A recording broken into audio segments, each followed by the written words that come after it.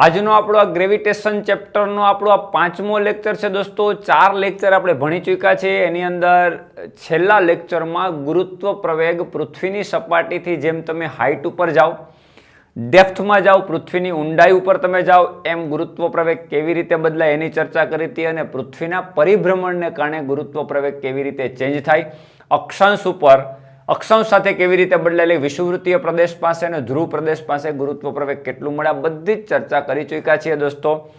એના પહેલાના લેક્ચરમાં ગુરુત્વ તીવ્રતા વિશે મેં તમને સમજાવ્યું હતું। એટલે આજે ગુરુત્વાકર્ષીય ક્ષેત્રની તીવ્રતાની એક અગત્યની લાક્ષણિકતા સમજવાની છે મિત્રો। આજનો આપણો 5મો લેક્ચર એટલે ગુરુત્વાકર્ષીય ક્ષેત્રની મહત્વની લાક્ષણિકતા સમજવાનો પ્રયત્ન કરશું। ઘણા વિદ્યાર્થીઓને એવું થશે કે ગુરુત્વાકર્ષીય ક્ષેત્રની મહત્વની લાક્ષણિકતા છે શું? તો દોસ્તો તમને યાદ કરાવી દઉં, તમે 10th ની અંદર એક વિદ્યુત સ્થિતિમાનનો તફાવત, વોલ્ટેજ અને કરંટ વચ્ચેનો જે સંબંધ છે એ ઓહમના નિયમમાં સમજાતા। તો એની કમ્પેર એટલા માટે કરું કે તમને શબ્દ યાદ આવી જાય। મિત્રો, વિદ્યુત સ્થિતિમાનનો તફાવત યાદ કરો તમે। આ રીતે એક રેઝિસ્ટન્સ હોય અને આ એક પોઈન્ટ એ હોય, આ પોઈન્ટ બી હોય, તો એ અને બી વચ્ચેનો વોલ્ટેજ એટલે વિદ્યુત સ્થિતિમાનનો તફાવત આવી રીતે લખતા, એ અને બી વચ્ચેના વોલ્ટેજ એટલે કે VA માઇનસ VB, આને તમે વિદ્યુત સ્થિતિમાનનો તફાવત આવો શબ્દ બોલતા। ઇંગ્લિશમાં એને વોલ્ટેજ કહેવાય, પોટેન્શિયલ ડિફરન્સ કહેવાય, તો પોટેન્શિયલ ડિફરન્સ PD।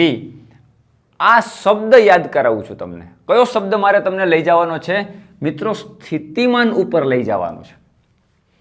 જેવી રીતે વિદ્યુત ક્ષેત્રને પોતાની એક લાક્ષણિકતા છે, એ છે વિદ્યુત સ્થિતિમાન, એમ ગુરુત્વાકર્ષીય ક્ષેત્રને એની એક પોતાની લાક્ષણિકતા છે દોસ્તો। એ લાક્ષણિકતા છે ગુરુત્વ સ્થિતિમાન। શું છે? ગુરુત્વ સ્થિતિમાન। ગુરુત્વાકર્ષી ક્ષેત્રની અગત્યની લાક્ષણિકતા દોસ્તો એટલે ગુરુત્વ સ્થિતિમાન। એટલે આજનો આપણો ટોપિક છે ગુરુત્વ સ્થિતિમાન। ક્લિયર?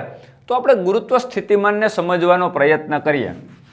જે તમે ઓહમના નિયમમાં અવરોધ બરાબર વોલ્ટેજ અને પ્રવાહનો ગુણોત્તર, એમાં વોલ્ટેજ એટલે જે વિદ્યુત સ્થિતિમાનનો તફાવત બોલતા મિત્રો, અહીંયા ગુરુત્વ સ્થિતિમાનનો તફાવતની ચર્ચા કરશું અને એની ઉપરથી હું તમને ગુરુત્વ સ્થિતિમાન ઉપર લઈ જાય કે વાસ્તવમાં ગુરુત્વ સ્થિતિમાન છે શું।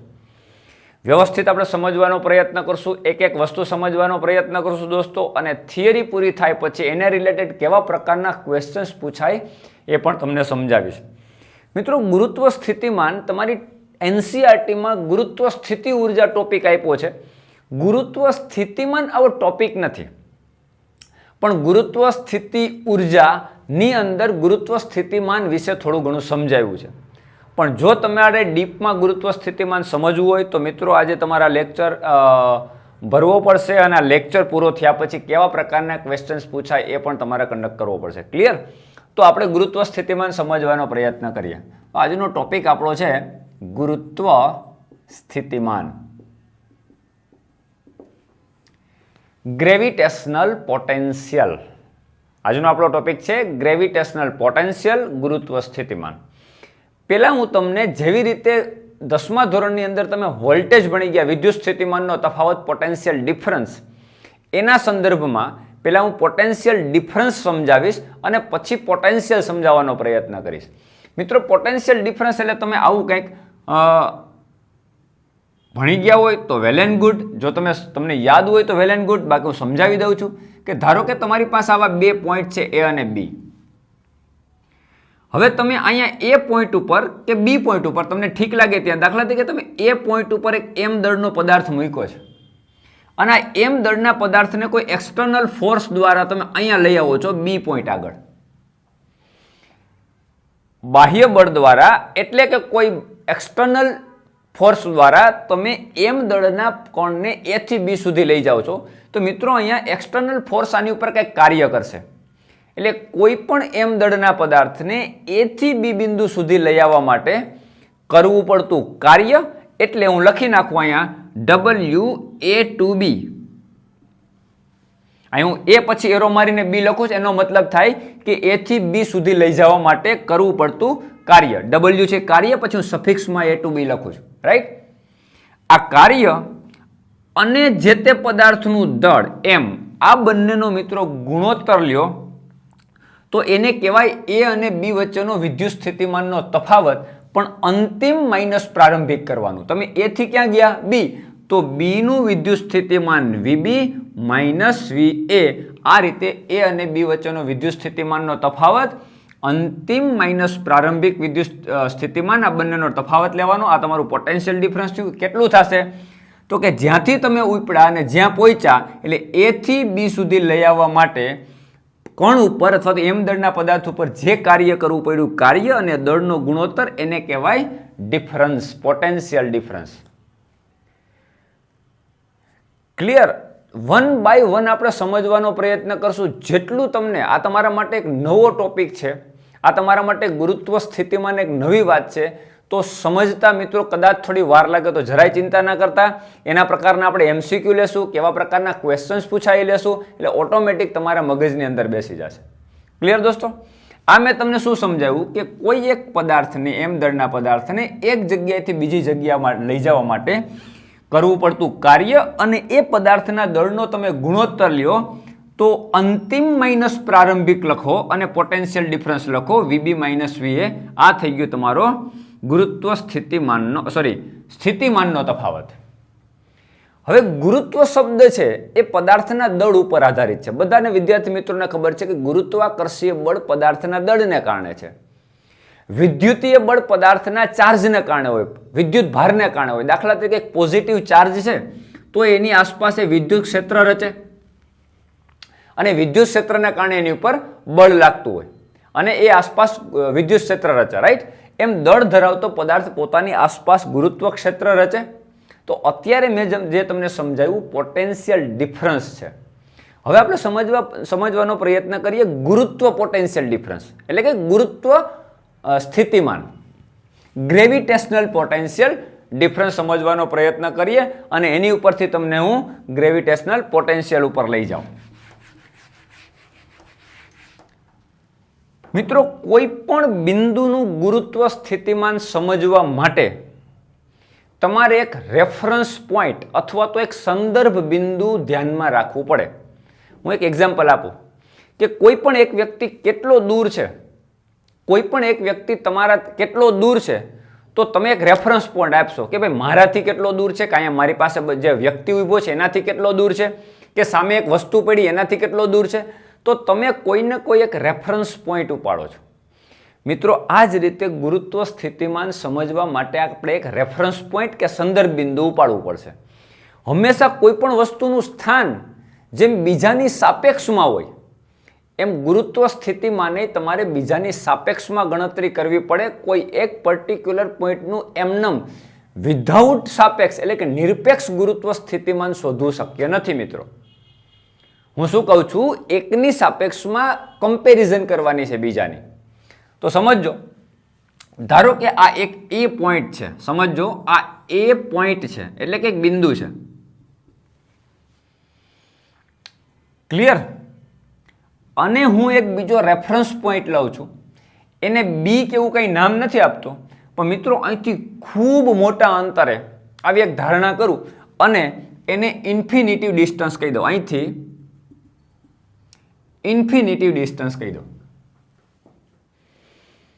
હવે આ ઇન્ફિનિટિવ ડિસ્ટન્સ, આનો મતલબ અત્યંત ખૂબ મોટા અંતરે, આપણે કેમ કહીએ અત્યંત સૂક્ષ્મ વસ્તુ એટલે આપણે એમ લઈએ સૂક્ષ્મ અંતર એટલે આપણે લઈએ કે ભાઈ dx એટલે કે તો ડેલ્ટા એક્સ ટેન્સ ટુ 0, એનો મતલબ અંતર 0 નથી પણ 0 ની અત્યંત નજીક છે. એમ હું અત્યારે જે અંતર કન્સિડર કરું છું એટલું બધું વધારે કરવું કે એ આદર્શ રીતે, આઈડિયલ રીતે એ અનંત ગણી શકાય. આવો એક રેફરન્સ પોઈન્ટ લીધો એટલે એક રેફરન્સ પોઈન્ટ મારા માટે ઇન્ફિનિટિવ છે. મિત્રો, આ પોઈન્ટ આગળ ઇન્ફિનિટિવ પોઈન્ટ આગળ હવે એ પોઈન્ટ છે, આ આપણા મારા માટે ઇન્ફિનિટિવ પોઈન્ટ છે, આ એ પોઈન્ટ છે. હવે હું કાં તો એ થી ઇન્ફિનિટિવ અને કાં તો ઇન્ફિનિટિવથી એ. હવે સમજો, હું ઇન્ફિનિટિવ અંતરેથી કોઈ એક વસ્તુને એ પોઈન્ટ સુધી લઈ આવવાનો પ્રયત્ન કરું છું. હવે કોણ કામ કરશે એ બધી જ પછીની વસ્તુ. પેલા ઇન્ફિનિટિવ અંતરેથી હું એ પોઈન્ટ આગળ કોઈ એમ દળના પદાર્થને, કેટલા દળના પદાર્થને? એમ દળના પદાર્થને હું અહીંયા એ પોઈન્ટ આગળ લઈ આવવાનો પ્રયત્ન કરું છું. તો જે વર્ક ડન થશે, જે પણ કાર્ય થશે, એ કાર્ય કેટલું? તો કે W ઇન્ફિનિટિવ ટુ એ પોઈન્ટ, અને જે દળ છે એનો ગુણોત્તર એટલે એમ. કાર્ય અને દળનો દોસ્તો જે ગુણોત્તર થાય એ તમને કોનો ડિફરન્સ આપશે? કયા બે બિંદુ વચ્ચેનો સ્થિતિમાનનો તફાવત આપશે? અંતિમથી પ્રારંભિક. એટલે તમે ઇન્ફિનિટિવ અંતરેથી એ પોઈન્ટ આગળ લઈ આવ્યા એટલે અંતિમ તમારું એ થયું, એટલે VA માઇનસ V ઇન્ફિનિટિવ. યાદ રાખો મિત્રો, આ તમારા માટે રેફરન્સ પોઈન્ટ છે. ગુજરાતીમાં કહું તો સંદર્ભ બિંદુ છે. શું છે? સંદર્ભ બિંદુ. મિત્રો, હંમેશા કોઈ પણ બિંદુનું સ્થિતિમાન, મારે એ પોઈન્ટનું સ્થિતિમાન શોધવું હોય તો મારે રેફરન્સ પોઈન્ટને હંમેશા 0 ધારવું પડે. એટલે આ બિંદુનું સ્થિતિમાન V infinitive is equal two મારે 0 લેવું પડે, તો મને ખબર પડે કે VA ઇઝ ઇક્વલ ટુ શું છે. ધારો કે આનું સ્થિતિમાન તમે 0 ધાર્યું તો આનું સ્થિતિમાન એની સાપેક્ષમાં તમને મળશે. એટલે હંમેશા સ્થિતિમાન એની સાપેક્ષમાં, કોઈક રેફરન્સ પોઈન્ટની સાપેક્ષમાં મળે, અને રેફરન્સ પોઈન્ટનું એટલે કે સંદર્ભ બિંદુનું સ્થિતિમાન તમારે 0 જ ધારણા કરવી પડે. તો અત્યારે વિચારો કે W infinitive to A by M is equal to આપણને શું મળે? તો કે VA માઇનસ V ઇન્ફિનિટિવ, એટલે કે આ બિંદુનું સ્થિતિમાન કેટલું? તો કે 0. તો આ તમારા માટે 0. તો ફાઇનલી VA શું આવ્યું? W infinitive to A by M. આવું થયું. મિત્રો, આ શું છે? તો કે એ પોઈન્ટનું સ્થિતિમાન. મેં હમણાં તમને કીધું કે કોઈ પણ એક બિંદુનું સ્થિતિમાન મેળવવું શક્ય નથી, પણ મેં શું કર્યું? એક રેફરન્સ પોઈન્ટ લીધો, એની સાપેક્ષમાં આનું મેળવ્યું. તો રેફરન્સ પોઈન્ટ, ધારો કે આનું સ્થિતિમાન 0 છે. જો આનું સ્થિતિમાન મને 10, વિદ્યુત સ્થિતિમાન કહું તો 10 વોલ્ટ, ગુરુત્વ સ્થિતિમાન હમણાં જોઈએ એનો શું એકમ થશે, બધી જ ચર્ચા આપણે કરીએ. અરે થઈ ગયો ને એકમ. ગુરુત્વ સ્થિતિમાન, સ્થિતિમાનનો એકમ આ જૂલ, કાર્યનો એકમ જૂલ, અને આનો આ તમારું દળ છે એટલે કિલોગ્રામ, એટલે જૂલ પર કિલોગ્રામ. તો 10 જૂલ પર કિલોગ્રામ થયું. તો આ બે વચ્ચેનો ડિફરન્સ કેટલો? તો કે 10 - 0. તો 10 - 0 એનો મતલબ આનું સ્થિતિમાન કેટલું થયું? 10 જૂલ પર કિલોગ્રામ. કોની સાપેક્ષમાં? તો કાની સાપેક્ષમાં? અનંત બિંદુએ કોઈ એક પોઈન્ટ છે ને એની સાપેક્ષમાં આનું સ્થિતિમાન 10 જૂલ પર કિલોગ્રામ જેટલું સ્થિતિમાન થયું. એટલે હંમેશા એક રેફરન્સ પોઈન્ટને ધ્યાનમાં લઈ, એક સંદર્ભ બિંદુને ધ્યાનમાં લઈને બિંદુનું સ્થિતિમાન શોધી શકાય. એટલે આ શું છે? એ બિંદુનું સ્થિતિમાન. મિત્રો, અત્યારે મેં તમને ખાલી સ્થિતિમાન સમજાવવાનો પ્રયત્ન કર્યો. હવે તમને ગુરુત્વ સ્થિતિમાન ઉપર લઈ જાઓ. ગુરુત્વ સ્થિતિમાન કોઈ એક દળ ધરાવતો પદાર્થ હોય એ જ એ બિંદુ ઉપર ગુરુત્વ સ્થિતિમાન જે છે એ લઈ આવી શકે, અથવા તો એ ત્યાં ગુરુત્વ સ્થિતિમાન જનરેટ કરી શકે. શું કામ? કારણ કે એ પોતાની આસપાસ એક ગુરુત્વ ક્ષેત્ર રચે, અને ગુરુત્વ ક્ષેત્રમાંનું કોઈ એક બિંદુ હોય ત્યાં આગળ તમને ગુરુત્વ સ્થિતિમાન મળે.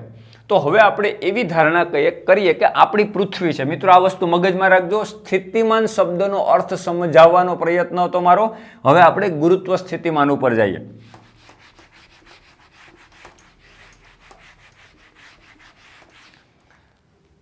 દોસ્તો, આ આપણી પૃથ્વી છે,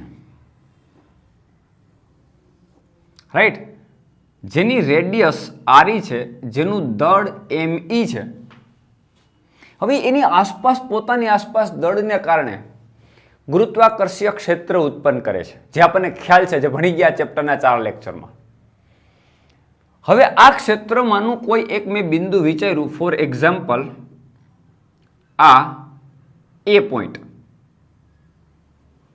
આ બિંદુ જો ધ્યાન રાખજો, આ એ પોઈન્ટ છે, અને પોઈન્ટ અહીં લખી નાખું, એ પોઈન્ટ છે. હવે આ પોઈન્ટ આગળ મારે ગુરુત્વ સ્થિતિમાન શોધવું છે. આનો અર્થ શું? તો હું શું કરીશ? પહેલા ઇન્ફિનિટિવ અંતર લઈ લો, ત્યાં આગળ એક રેફરન્સ પોઈન્ટ લો. આ તો આપણી પાસે એ પોઈન્ટ છે જ, જે ગુરુત્વાકર્ષીય ક્ષેત્રનું એક બિંદુ છે, જે એ પોઈન્ટ છે. પહેલા હું શું કરીશ કે એ પોઈન્ટથી લઈ અને ઇન્ફિનિટી પોઈન્ટ સુધી કેટલું કાર્ય થાય હું ગણતરી કરવાનો પ્રયત્ન કરીશ. જો સમજો, દાખલા તરીકે એમ દળનો અહીંયા પદાર્થ છે, તો આ એમ દળનો પદાર્થ જે છે એ ગુરુત્વાકર્ષણ બળને કારણે આ તરફ ખેંચાશે. એટલે કોઈ પણ વસ્તુને તમે અહીંયા મૂકો તો ઓટોમેટિક એ નીચે જવાનો પ્રયત્ન કરશે. આ બિંદુએથી હું મૂકું છું, આ એ જ બિંદુ છે, સમજો એ પોઈન્ટ જ છે, એ પોઈન્ટ જ છે, મેં મૂક્યો એટલે સીધો પૃથ્વી તરફ ગતિ કરવા મળશે. શું કામ? કારણ કે પૃથ્વી એના તરફ F is equal to G MEM by આ બંને વચ્ચેનું અંતર પણ હું કન્સિડર કરી લો. ધારો કે આ બંને વચ્ચેનું અંતર સ્મોલ r છે, તો સ્મોલ r સ્ક્વેર આટલું ગુરુત્વ બળ લગાડે. મિત્રો ખાસ ધ્યાન રાખો કે ગુરુત્વ બળ લાગે એટલે આ પદાર્થની ઝડપ વધતી જશે. ઝડપ વધે એનો મતલબ ગતિ ઉર્જા વધતી જશે. પણ ધ્યાન રાખો, ગુરુત્વ સ્થિતિમાન સમજવા માટે આપણે એક ધારણા, એક કન્સિડરેશન ખાસ કરવાનું છે કે એની ગતિ ઉર્જાનો બદલાવ 0 થવો જોઈએ, ગતિ ઉર્જા બદલવી જોઈએ નહીં, એટલે એનો વેગ અચળ રહેવો જોઈએ. એટલે કહેવાનો મતલબ ડેલ્ટા કે ઇઝ ઇક્વલ ટુ 0 હોવું જોઈએ, ગતિ ઉર્જાનો ફેરફાર 0 હોવો જોઈએ. એટલે ગતિ ઉર્જામાં કોઈ ફેરફાર ના થવો જોઈએ. મિત્રો આવું તો શક્ય નથી. તમે એક વસ્તુને મૂકી અહીંથી, આ પદાર્થને તમે મૂક્યો મિત્રો, એટલે એનો વેગ સતત વધવાનો છે, કારણ કે આની ઉપર બળ લાગે છે. તો પૃથ્વી પોતાની તરફ ખેંચે છે, એટલે કાંઈક બળ સાથે ખેંચે છે, એટલે એનો વેગ સતત વધવાનો છે. અને આપણને ખબર છે કે પદાર્થનો પ્રવેગ A is equal to G is equal to 9.8 metre per second square જેટલો પ્રવેગ છે. એટલે સતત વેગમાં વધારો થવાનો, વેગ વધશે એટલે ગતિ ઉર્જા વધતી જશે, પૃથ્વીની સપાટી ઉપર પહોંચશે ત્યાં સુધીમાં એની ગતિ ઉર્જા ઘણી બધી વધી ગઈ હશે. આ કન્સિડરેશન કરી શકશું નહીં આપણે. વેગ અચળ હોવો જોઈએ. જો ગુરુત્વ સ્થિતિમાન સમજવું હોય તો પહેલા આ વસ્તુની ધારણા કરવી પડે કે વેગ કેવો હોવો જોઈએ? અચળ. મિત્રો કોઈ પણ વસ્તુનો વેગ આપણે પ્રવેગી ગતિ કરતી હોય એનો વેગ અચળ કરી દેવો હોય તો આપણે શું કરવું પડે? બહારથી આમ ફોર્સ લગાડવું પડે, એક્સટર્નલ ફોર્સ અથવા તો બાહ્ય બળ. જો દોસ્તો હું આમ બાહ્ય બળ લગાડીશ અને આ બળ જેટલું આટલું જ બળ લગાડીશ તો નેટ ફોર્સ 0 થઈ જાય. જો ગુરુત્વ બળ Fg, ગુરુત્વ બળનું Fg કહી દઉં, અને F એક્સટર્નલ આ બંને સમાન થઈ જાય તો આ બંને વિરુદ્ધ દિશામાં છે, બંને જો સમાન થઈ જાય તો F net is equal two 0 અને F net is equal two 0 એનો મતલબ A ઇઝ ઇક્વલ ટુ 0, એનો મતલબ V ઇઝ ઇક્વલ ટુ અચળ. આ તો આપણને ખબર છે, ગતિશાસ્ત્રમાં ભણી જ ગયા છે દોસ્તો, કે જે પદાર્થનો પ્રવેગ 0 એની ઉપર કોઈ નેટ ફોર્સ નહીં લાગે તો V અચળ થઈ જશે. તો આપણે જોઈએ જ V અચળ, કારણ કે આપણે ગતિ ઉર્જા K ઇઝ ઇક્વલ ટુ અચળ જોઈએ છે. ક્લિયર? તો હું શું કરીશ કે આ પદાર્થ ઉપર એક્સટર્નલ ફોર્સ આમ લગાડી કે જેથી કરીને ગુરુત્વાકર્ષીય ક્ષેત્રમાં જાતો રોકવાનો પ્રયત્ન કરી, આનો વિરોધ કરી. કોનો વિરોધ કરી? ગુરુત્વાકર્ષીય બળની વિરુદ્ધ. એટલે પદાર્થ નીચે આમ જાય છે અને હું એને આમ ખેંચવાનો પ્રયત્ન કરું. આટલા જ ફોર્સ સાથે ખેંચવાનો પ્રયત્ન કરીશ એટલે બંને બળ સમાન, એટલે પ્રવેગ 0 એટલે વેગ અચળ થઈ જશે. એટલે એની ગતિ ઉર્જા કોન્સ્ટન્ટ રહેશે, એટલે કે ડેલ્ટા કે ઇઝ ઇક્વલ ટુ 0 થઈ જશે. મારું કામ પતી ગયું, મારે આ જ કરવાનું છે. હવે મારે આ એક્સટર્નલ ફોર્સથી એમ દળના પદાર્થને ઇન્ફિનિટી સુધી લઈ જવો છે. હવે અહીંથી અહીંયા સુધી લઈ આવવા માટે જે કાર્ય કરવું પડે એ, ધારો કે હું પોઝિટિવ લઉં તો અહીંથી અહીંયા સુધી લઈ આવવા કાર્ય કરવું પડે. આટલું જ કાર્ય W આટલું જ નેગેટિવ થશે અને નેટ કાર્ય થઈ જશે તમારું 0. કારણ કે ગુરુત્વાકર્ષીય બળ એ સંરક્ષી બળ છે દોસ્તો, અને સંરક્ષી બળ દ્વારા થયેલું કાર્ય એક સાયકલમાં હંમેશા શૂન્ય જ થઈ જાય. એટલે દાખલા તરીકે અહીંથી આ પોઈન્ટ સુધી જવા માટે જેટલું કાર્ય થાય એટલું જ કાર્ય અહીંથી અહીં પોઈન્ટ સુધી જવા માટે થતું હોય. જે માર્ગ ઉપર આધારિત નથી, આ બધી જ વસ્તુ આપણે ભણી ગયા છે. જે કાર્ય કરવું પડે આટલું પોઝિટિવ આટલું નેગેટિવ, નેટ કાર્ય 0 થઈ જાય. એટલે જો હું A થી ઇન્ફિનિટિવ ગણી લઉં તો ઇન્ફિનિટિવ થી A સુધી મારે આટલું જ કાર્ય ખાલી શું કરવાનું છે? આગળ માઇનસ મૂકી દેવાનું, બીજું કંઈ કરવાનું નથી. એટલે મારે કાર્યની ગણતરી કરવાની છે A થી લઈને ઇન્ફિનિટિવ સુધી. એ કાર્ય મને મળી જશે, એને દળ વડે હું ભાગી નાખીશ. સમજો હું કરવાનો છું, એ પોઈન્ટથી લઈને ઇન્ફિનિટિવ સુધી હું કાર્યની ગણતરી કરીશ. ઇન્ફિનિટિવથી એ સુધી કરવા માટે જે કાર્ય મળ્યું એને હું નેગેટિવ કરી દઈશ, કારણ કે એટલું જ કાર્ય થશે. એ નેગેટિવ કાર્ય જે મને મળે એને હું દળ વડે ભાગી નાખીશ. દળ વડે ભાગી નાખીશ એટલે મને એ પોઈન્ટ આગળનું સ્થિતિમાન મળી જવાનું છે. ક્લિયર દોસ્તો? તો કાર્યની ગણતરી કેમ થાય? હવે દોસ્તો આપણે કાર્ય ગણતરી કરવાનો પ્રયત્ન કરીએ. આ આપણી પૃથ્વી છે, આનું સેન્ટર, આપણે બધી જ વસ્તુ હમણાં ડ્રો કરેલી જ છે. ધારો કે આર અંતરે કોઈ એક પોઈન્ટ છે, આ પોઈન્ટને આપણે એ પોઈન્ટ કીધો. એ પોઈન્ટ આગળ આર અંતરે અહીંયા આપણે સ્થિતિમાન શોધવું છે, એટલે વી એ આપણા મારા માટે ફાઇન્ડ કરવાનો આ ક્વેશ્ચન છે આપણો, રાઈટ. આ એક ઇન્ફિનિટિવ આપણા માટે રેફરન્સ પોઈન્ટ છે દોસ્તો. હવે આ એમ દળના પદાર્થને એથી ને ઇન્ફિનિટિવ લઈ જવા માટે કરવું પડતું કાર્ય, એની આપણે ગણતરી કરીએ તો કેવી રીતે થશે?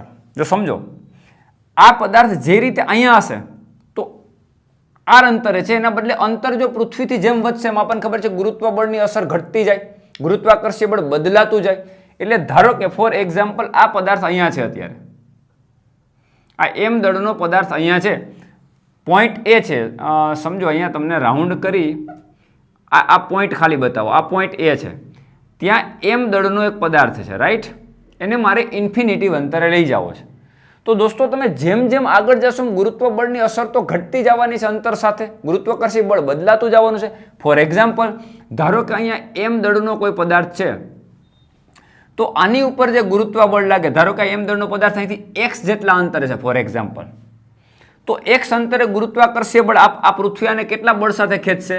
તો કે F G is equal to G M E M by X square જેટલા બળથી ખેંચશે.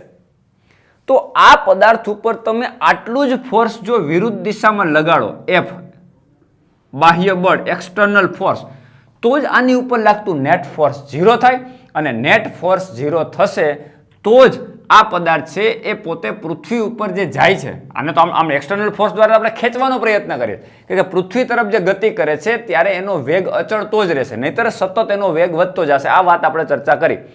તો આ એક્સટર્નલ ફોર્સ દ્વારા કેટલું કાર્ય કરવું પડે એ કાર્યની આપણે ગણતરી કરીએ. ક્યાંથી ક્યાં સુધી? એથી લઈને ઇન્ફિનિટિવ સુધી. એથી એટલે કે આરથી લઈને ઇન્ફિનિટિવ સુધી. પણ આરથી ઇન્ફિનિટિવના જેટલા પણ ગાળા છે દોસ્તો, એ આવા નાના નાના ટુકડામાં આપણે વિભાજિત કરી દઈએ. આ બધા જ ટુકડાઓ ડીએક્સ જેટલી જાડાઈના છે. તો DX DX DX DX DX અંતર માટે આપણે કાર્યની ગણતરી કરતા જઈએ દોસ્તો, તો તમને છેક આરથી લઈને ઇન્ફિનિટિવ સુધીનું કાર્ય મળશે, રાઈટ.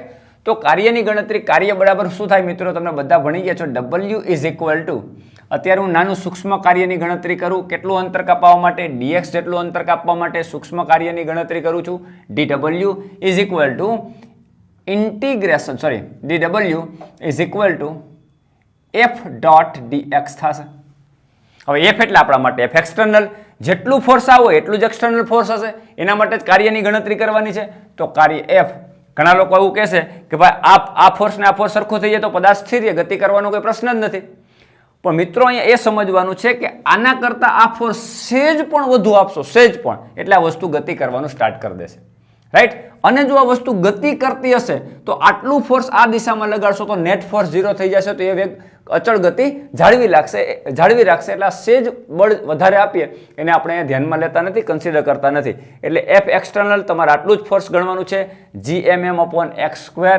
એટલે આ તમારું થશે GM, બધાને દેખાય છે? Okay, GME M by X square dot DX.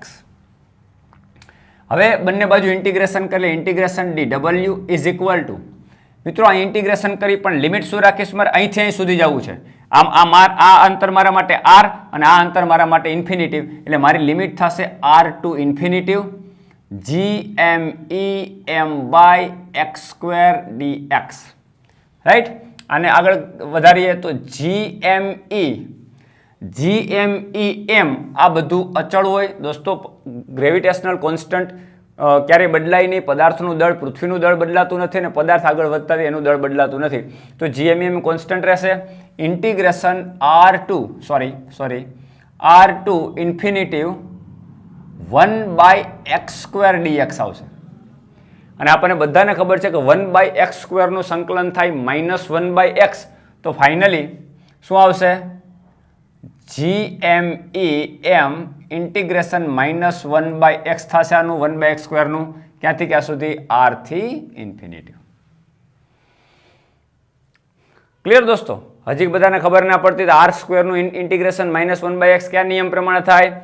x ની ઉપર 2 ઘાત છે, ઉપર લઈ જાવ તો x ની -2 ઘાત થાય. ઘાતનો નિયમ લગાડો તો x ની -2 + 1 બાય -2 અને +1 આ બંનેનો સરવાળો કરો તો -1 થાય.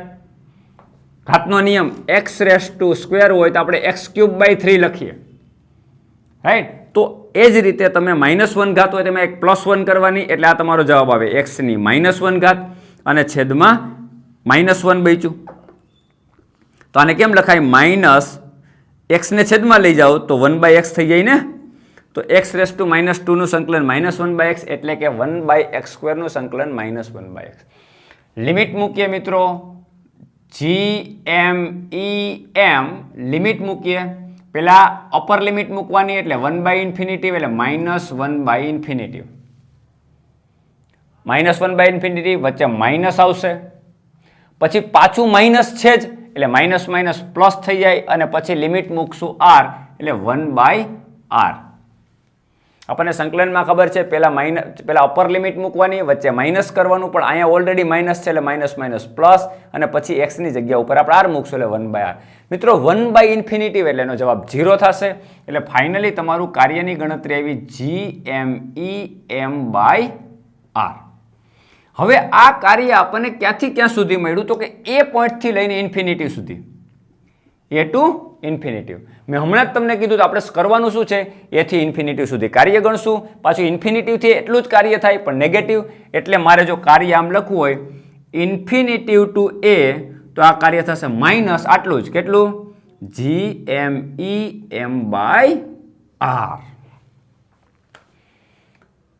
ક્લિયર દોસ્તો? હવે આપણે ગુરુત્વ સ્થિતિમાન. મિત્રો ગુરુત્વ સ્થિતિમાનની વ્યાખ્યા મેં તમને કીધું જેટલું વર્ક ડન થાય એનું શું કરવાનું? દળ વડે ભાગી નાખવાનું. મિત્રો આને m વડે ભાગી નાખશો એટલે કાર્ય w is equal two -g(m)(e)/r થાય. તો આ કાર્યને આપણે કહીએ ગુરુત્વ સ્થિતિમાન. કયા પોઈન્ટનું? તો કે એ પોઈન્ટનું. તો એ પોઈન્ટનું ગુરુત્વ સ્થિતિમાન -g(m)/r થયું. મિત્રો આને પૃથ્વી કન્સિડર કરી છે, સમજો પૃથ્વી. પણ આ તમે એક સમજી લો કે m દળનો ગોળો જ છે, એક m દળનો એક બિંદુવત કણ છે. મિત્રો અહીં બિંદુવત શબ્દ એટલા માટે પ્રયોગ કરું છું કે જ્યારે ખૂબ લાંબા અંતરો હોય, એટલે કે સૂર્ય છે એની સામે પૃથ્વી બિંદુવત કહેવાય. સૂર્ય અને પૃથ્વી વચ્ચેનું અંતર એટલું બધું વધારે છે કે પૃથ્વી એની સાપેક્ષે કણ ગણી શકાય. તો એક આવો બિંદુવત કણ છે, એનાથી r અંતરે તમારે જો ગુરુત્વ સ્થિતિમાન શોધવું હોય તો ગુરુત્વ સ્થિતિમાન r અંતરે કેટલું થાય? -g(m)/r, જ્યાં m એટલે ગુરુત્વાકર્ષીય ક્ષેત્ર ઉત્પન્ન કરનાર દળ છે, -g(m)/r. અહીંયા તમે m દળનો પદાર્થ મૂકો તો એના ઉપર ગુરુત્વ સ્થિતિમાનનો આધાર છે નહીં. તો જે પોઈન્ટ ઉપર ગુરુત્વ સ્થિતિમાન, સમજો દોસ્તો, જે પોઈન્ટ ઉપર ગુરુત્વ સ્થિતિમાન મેળવવું છે ત્યાં આગળ કોઈ દળ ધરાવતો પદાર્થ હોવો જરૂરી નથી. અહીંયા એ દળ ઉડી જાય છે મિત્રો. એટલે જે ગુરુત્વાકર્ષીય ક્ષેત્ર ઉત્પન્ન કરનાર પદાર્થ છે, તો ગુરુત્વાકર્ષીય ક્ષેત્રમાંનું જે પોઈન્ટ છે ત્યાં આપણે ગુરુત્વ સ્થિતિમાન શોધવું છે. તો એ સ્થિતિમાન કેટલું થાય? તો કે -g(m)/r જેટલું થાય. આ તમારું ફાઇનલી એ પોઈન્ટ આગળ ગુરુત્વ સ્થિતિમાન થયું. તો આ જે છે એ તમારો થિયોરેટિકલ ટોપિક હતો કે ગુરુત્વ સ્થિતિમાન કોને કહેવાય અને ગુરુત્વ સ્થિતિમાનનો તફાવત એટલે કે ગ્રેવિટેશનલ પોટેન્શિયલ ડિફરન્સ કોને કહેવાય. ગ્રેવિટેશનલ પોટેન્શિયલ ડિફરન્સ લઈએ ત્યારે એક આપણે રેફરન્સ પોઈન્ટ લઈએ ઇન્ફિનિટી, અને એની સાપેક્ષમાં કોઈ પણ બિંદુ આગળનું સ્થિતિમાન શોધવાનો પ્રયત્ન કરીએ. એ સ્થિતિમાન કેટલું હોય? તો કે અનંત અંતરેથી એ બિંદુ સુધી લઈ આવવા માટે કરવું પડતું કાર્ય, અને એ જે પદાર્થ આપણે લઈ આવીએ એ દળનો ગુણોત્તર. ક્લિયર દોસ્તો? તો કાર્ય આપણે એ પોઈન્ટથી અનંત સુધીનું ગણ્યું. એટલું જ કાર્ય અનંતથી એ પોઈન્ટ સુધી થાય, કારણ કે એક ચક્ર દરમિયાન કાર્ય હંમેશા શૂન્ય થતું હોય. કેના દ્વારા થયું હોય? ત્યારે સંરક્ષી બળ દ્વારા થયું હોય ત્યારે. અને ગુરુત્વાકર્ષીય બળ જે છે એ કન્ઝર્વેટિવ ફોર્સ છે, સંરક્ષી બળ છે, અને સંરક્ષી બળ દ્વારા થયેલું કાર્ય સંપૂર્ણ સાયકલમાં 0 થાય. સંપૂર્ણ સાયકલમાં 0 એટલે જવામાં જેટલું કાર્ય થતું હોય એટલું જ આવવામાં કાર્ય થતું હોય. એટલે આ w હોય તો મને -w હોય, બંનેનો સરવાળો કરો તો 0 થઈ જતો હોય. એટલે પેલા કાર્ય આપણે ક્યાંથી ક્યાં સુધી શોધ્યું? a થી ને ઇન્ફિનિટી સુધી. એ જે આપણો જે જવાબ આવ્યો હતો એને આપણે નેગેટિવ કર્યું. એને દળ વડે ભાગી નાખ્યું તો જે મને કાર્ય મળ્યું એ પોઈન્ટનું ગુરુત્વ સ્થિતિમાન કહેવાય. તો ફાઇનલી લાસ્ટ ટાર્ગેટ સુધી આપણે પહોંચી ગયા કે કોઈ પણ બિંદુનું ગુરુત્વ સ્થિતિમાન એટલે શું? તો કે ગુરુત્વાકર્ષીય ક્ષેત્ર ઉત્પન્ન કરનાર દળ, ગુરુત્વાકર્ષીય ક્ષેત્રનો અચળાંક આ બંનેનો ગુણોત્તર અને છેદમાં r, જે બિંદુએ શોધવું ત્યાંથી એ કણ સુધીનું ડિસ્ટન્સ. આ બિંદુ ઉપર કોઈ દળ ધરાવતો પદાર્થ હોવો જરૂરી નથી. મિત્રો એક એવું પોઈન્ટ છે કે જ્યાં આગળ ગુરુત્વાકર્ષીય ક્ષેત્રની તીવ્રતા છે, એટલે ગુરુત્વ સ્થિતિમાન ઉત્પન્ન કરનાર કોણ છે? કોઈ દળ ધરાવતો પદાર્થ. તો એ દળ ધરાવતા પદાર્થથી એ બિંદુ સુધીનો અંતર લ્યો એ તમારો r છે, માઇનસ gm/r. આને ગુરુત્વ સ્થિતિમાન કહેવાય. હવે આમાંથી કયા પ્રકારના ક્વેશ્ચન પૂછાય એ આપણે જોવાનો પ્રયત્ન કરીએ. દોસ્તો, ગુરુત્વ સ્થિતિમાન એ સ્કેલર ક્વોન્ટિટી છે, અદિશ રાશિ છે, એને સદિશ હારે કોઈ લેવા દેવા નથી. એટલે ધારો કે કોઈ એક દળ ધરાવતો પદાર્થ છે એ પોતાની આસપાસ ગુરુત્વ સ્થિતિમાન ઉત્પન્ન કરે છે, એવો બીજો કોઈ દળ ધરાવતો પદાર્થ છે એ ગુરુત્વ સ્થિતિમાન ઉત્પન્ન કરે છે એ જ પોઈન્ટ આગળ. તો ટોટલ ગુરુત્વ સ્થિતિમાન એટલે હંમેશા એનો શું કરવો પડે? સરવાળો કરવો પડે. ફોર એક્ઝામ્પલ મિત્રો, અહીંયા એક આપણે સ્ક્વેર બોક્સ મૂકી દઈએ. અહીંયા આપણે એક સ્ક્વેર બોક્સ મૂકી દઈએ અને સ્ક્વેર બોક્સના ખૂણા ઉપર સ્મોલ m દળ ધરાવતા હું કણ મૂકી દઉં.